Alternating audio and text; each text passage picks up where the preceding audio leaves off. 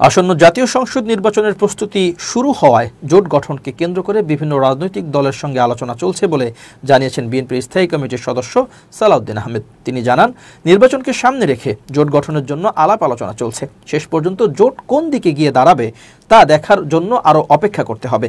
জাতীয় নাগরিক পার্টি এনসিপির সঙ্গে রাজনৈতিক যোগাযোগের প্রসঙ্গে তিনি বলেন, দলটির সঙ্গে আমাদের যোগাযোগ আছে, তবে জোটবদ্ধ হব কি হব না, তারা হবে কি হবে না, রাজনীতির মাঠে কোনো কিছুই আগ থেকে বলা সম্ভব নয়।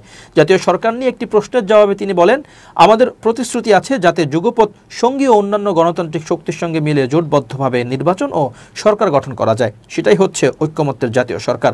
সাধারণ জাতীয় সরকার বলতে যেটা বোঝায় সেটা নয়। নির্বাচনে আসন ছাড় প্রসঙ্গে সালাউদ্দিন বলেন, যুগপৎ আন্দোলনের শরিক দলের সঙ্গে আলোচনা করে চূড়ান্ত মনোনয়ন নির্ধারণ করা হবে। যারা মনোনয়ন পাবেন না তাদেরও অন্যভাবে মূল্যায়নের সুযোগ থাকবে।